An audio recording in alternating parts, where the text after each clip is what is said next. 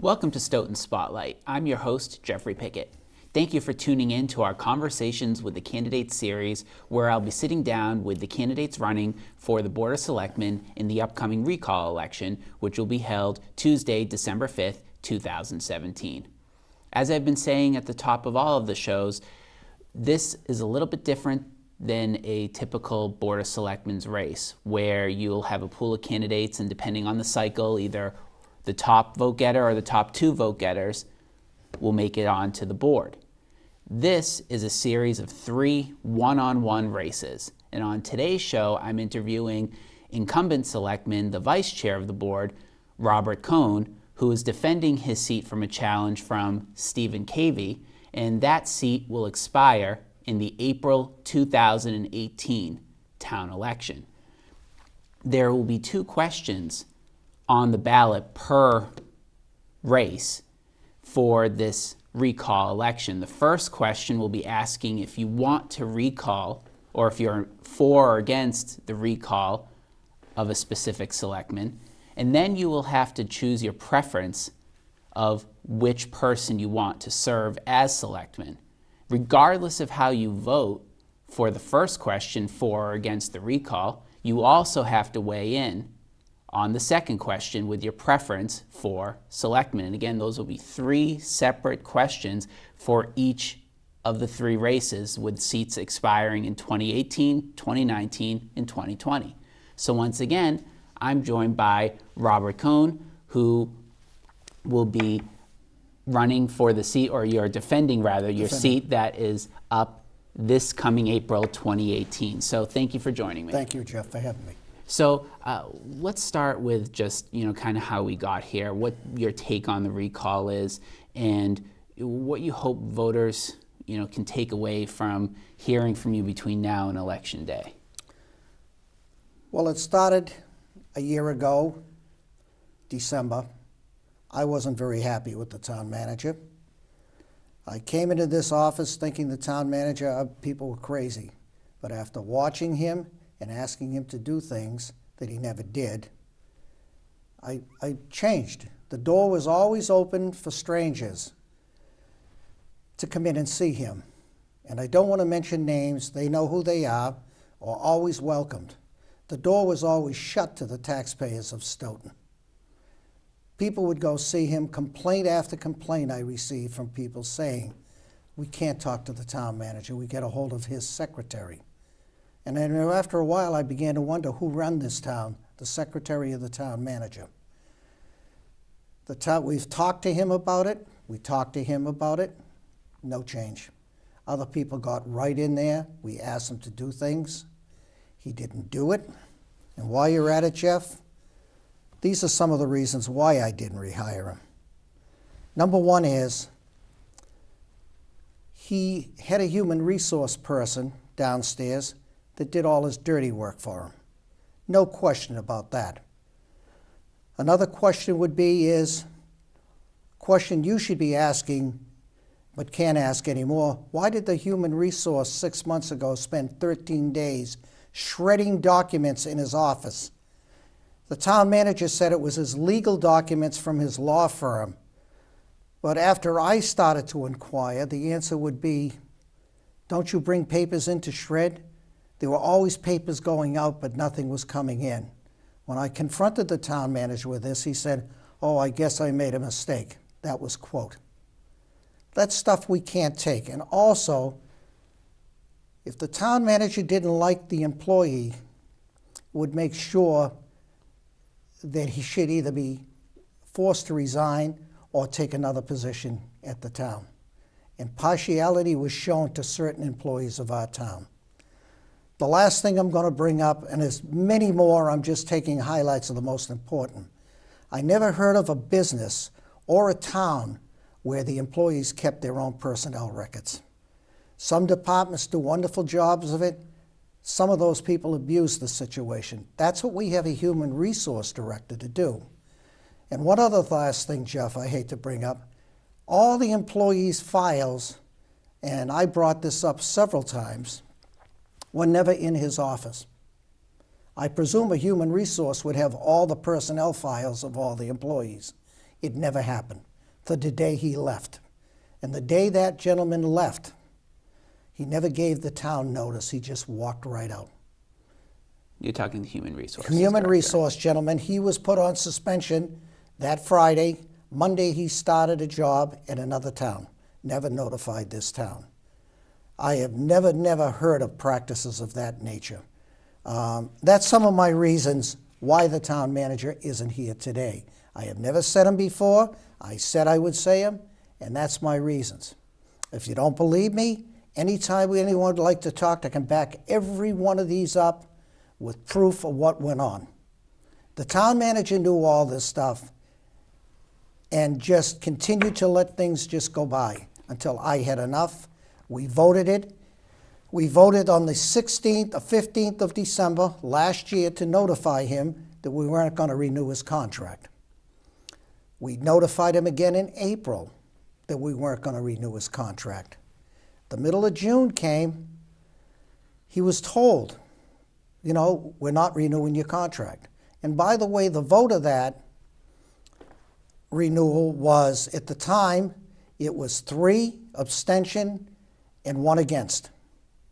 Very important in that. Everyone says that the town manager was wonderful. He was wonderful. One other thing he didn't do.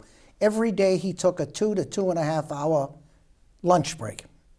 That means he worked in our town for 6 hours a day doing things. He was gone from 1 to 3 to 3:30. I verified that myself by showing up there various times.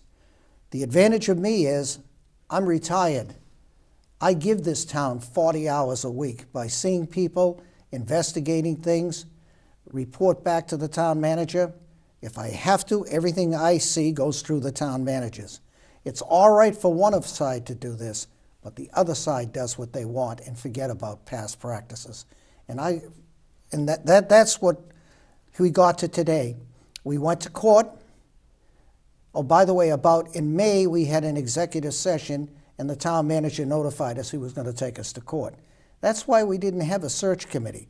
Why hire someone if we knew that the person wouldn't be here long if the injunction wasn't upheld? I did some checking on this. Having a contract is different than having a 4-to-1 vote. We have never fired the man. We let his contract expire. I didn't go to court. We had 2 counsels, our counsel, Coleman Associate, that went there for no charge. No charge. And I checked the bills. I signed the warrants. I'm the designated person.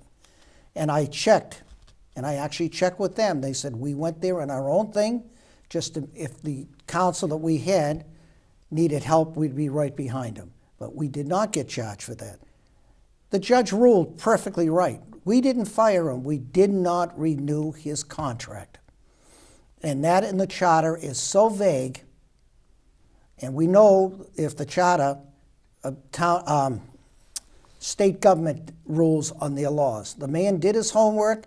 He asked the prosecutor or the Hartman's attorney all kinds of questions.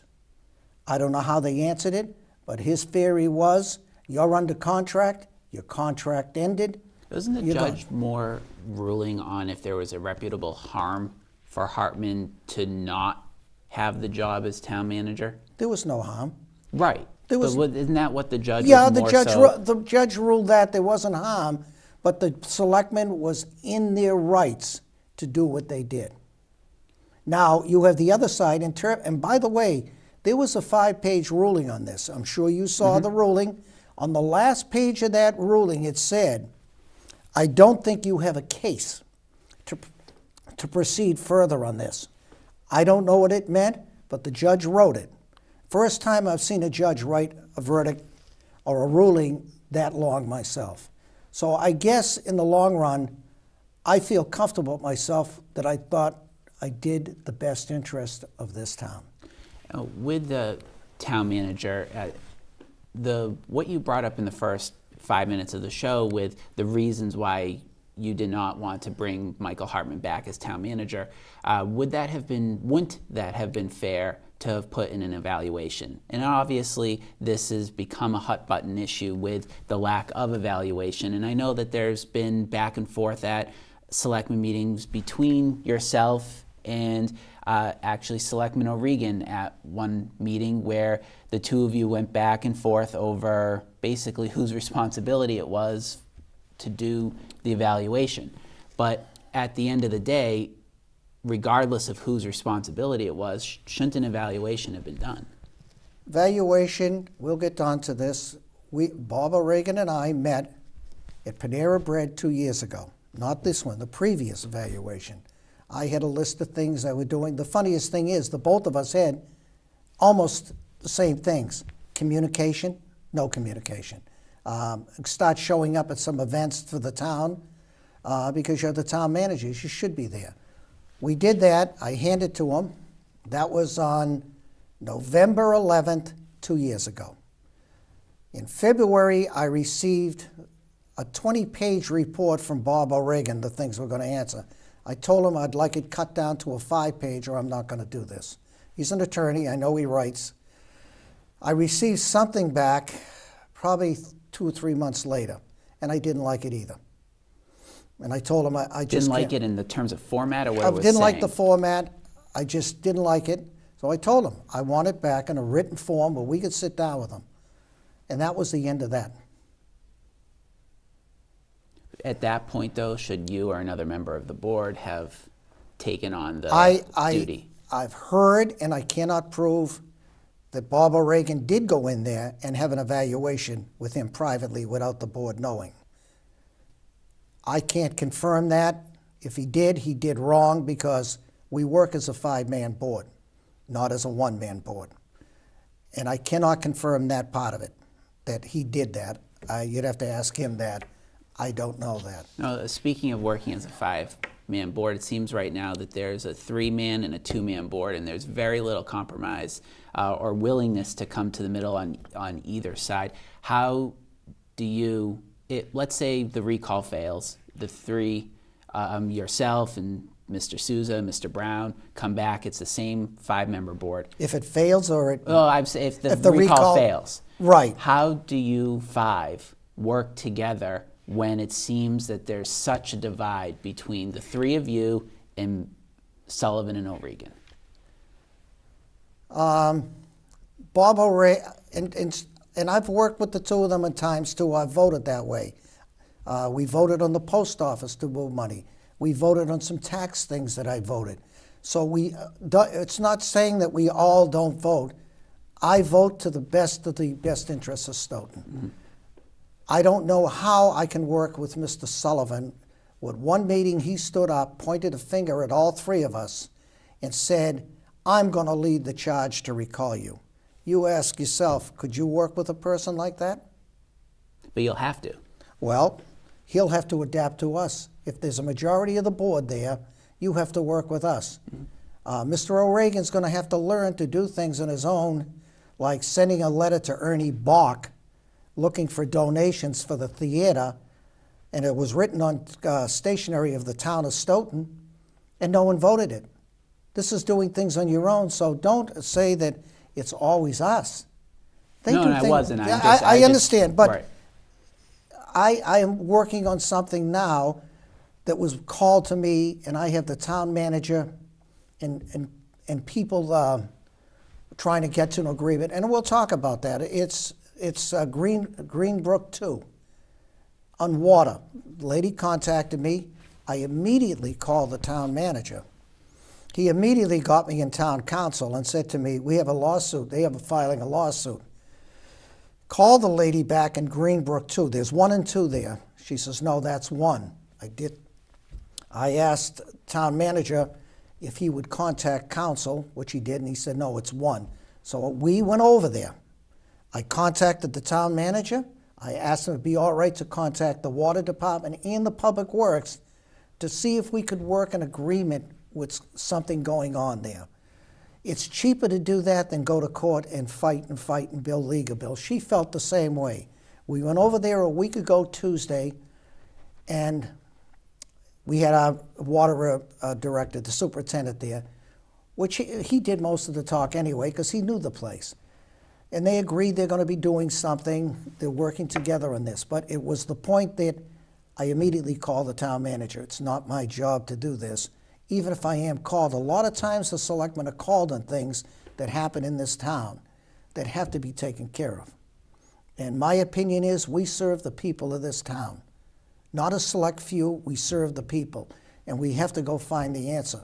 That is exactly what I did. The town manager was there, the superintendent, the water director, and myself. Now Phil is doing some things with the people now. She asked me a question to do. I have to get back to her with an answer. That's how it is to work. As far as working as a team, it's got to be a 50-50 match, not sitting around doing what you want to do and the other three find out through the grapevine what's going on. The same thing as contacting Ernie Bach for downtown for the theater. To me is I would have asked the board. I had another incident with this place in town. Barbara Regan says we should have a private meeting. The meeting never took place because I said I think the Board of Selectmen should be notified and know what's going on before we do anything. Just even if it's an executive session, if it can be held, or in public. We work as a board that way, so it's a two-way street when we work this way too. And as I said, if I'm reelected again or put back into office, I mean, I'm running now and I'm running again in 3 more months. Yeah, that is certainly something that is unique with this particular race in the recall, is that the other 2 selectmen are defending seats, or candidates are running for seats that expire a year and a half or 2.5 years from now. Yours expires, the election's December, just a few months later. You already have to get signatures for April right now. All done. All done. So you're running in April? Didn't say that. Right. I said we'll see how this election turns out, and we'll have to sit down with my wife. My wife is very important in this. Our family has taken a beating in these accusations that are not true. But I have to sit down with my wife.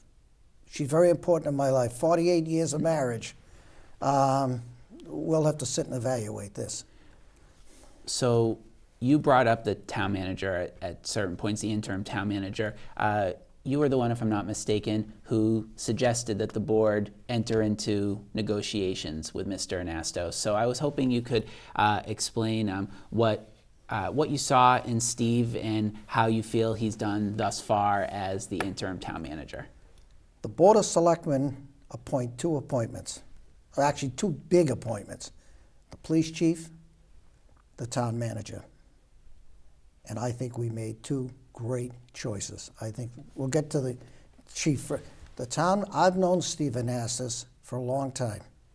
Don't say I'm best of friends with him, but looking at the atmosphere of all this taking place, we needed someone that knew someone or knew something about this town and how it operated, and know the people involved. That was an important part. I met with Steve 3 or 4 months ago. Anyway, I've always seen Steve, and sometimes we have coffee or sit down and talk, but I've always found him an honorable man. He is a big taxpayer in this town, and I like his thoughts. And when I sat down with him, I liked him. I thought he'd be a perfect interim town manager because we have someone that understands the people and the assaults that would take place on him. And he has been assaulted and assaulted and assaulted. And thank God he's still here because he has thick skin. And that's all they're talking about is his education. What is his experience? I'm going to ask you how many experience. I can go back to 3 town managers that we hired on interim too that were in the same boat he was. But he was a chairman of the Board of Selectmen that someone wasn't. So he understood the operations of the town of Stoughton. And getting to today, let's talk about what Steve Anastos did. Steve Anastos put together a team, a financial team, decided to have this town to check their bond rating, to apply for a better bond rating. And we took all our employees of this town that were existing, And he put them together, and these people worked wonderful. I give him credit because he's the one that took the initiative, said maybe we can get a better bond rating. That bond rating, and putting, by the way, the woman that did our bond has been working for the town for 41 years. She brought it out at the meeting, so she knew the town. Our town financing in the last months have got up. It's just been beautiful. And there's rumor going around this town is in financial difficulty and everything. Well, to answer the question, how do you get a 2.65 bond rating with 11 people in 1 hour bidding for our bonds? And got that rate and saved the taxpayers of this town $6.6 million. I thought it was wonderful. Brilliant stroke. It shows you that the bond company, and we also took all our short-term debt and paid it all off. We combined them. This is what he did too. He owns a lot of property. He owns businesses in this town too. He's heavily invested in the town of Stoughton. So I think, my opinion is, the way this thing will come out is, we will have a search committee. And we will find a town manager. But until this thing is settled on the 5th, I can't give you an answer where we're going to go. I made the statement. I don't say we need a consultant, but we do have to sit down and evaluate to put this out. It's only fair. Steve, again, can apply. How do you know he even wants to do this? I can't tell you that. Now, do you feel that it sure seems like, and I don't want to put words in your mouth, but you're very pleased with the performance? Oh, I think he's done. If I had to do something again, I mean, we'd have to see what the qualifying of people is. He's done a terrific job in this town. And one other thing he did, people hated each other at town hall. People didn't even know who the first floor and the third floor were to know people. One thing he's done, he went to every department and realized what was going on. I see myself 100% change of attitude at town hall, 100%. And you can always say the question was answered by our own department heads. Mr. Hartman never came to visit him. He goes up to Public Works. I know he was there Friday talking some problem with the people up there. They don't come down to him. He goes up to them. He's been to the police station, the fire station, the library. He knows the people. He's talked to the people. He knew them anyway. He was here when he was chairman of the Board of Selectmen. Was the process, though, to appoint him as interim town manager a flawed one, though? Well, if it was a flawed one, don't you think that someone would have reported us to the AG's office or the Ethics Commission? Well, I mean, you could argue that this recall wouldn't be happening without the vote. Well, let me ask you a question. The series of votes with the interim town managers. What are we getting recalled for? Did you read the recall? Yes. What are we getting recalled? To me, it's a hostile recall. And we invited the person that wrote this thing up to come before us and tell us what we're being recalled for. She never showed up, never even had the decency to call and say, I'm not coming. I'm not here to harass the person. I'm here to find out what I'm being recalled for. And to me, this, in business, it's called a hostile takeover. And that's what it is. And I am working my butt off to tell people the truth. There's a lot of accusations being thrown by the other side, like the town is in deep financial trouble. I heard that by a religious leader in this town. He almost fell on the floor. He happened to be in the library one day, and someone approached him in the library. It's just that I know the person, the religious person. He knows everything. And my question was the same thing I asked you. If we had a bad and financially disturbed, the bond markets wouldn't even let us on. We would never be able to borrow the money. So evidently, we're in great financial shape. And that's a credit to this town manager, so little time he's been here, to think of things to do. Another thing was Bill Rowe was stripped of all his authority as the auditor, transferred to another person.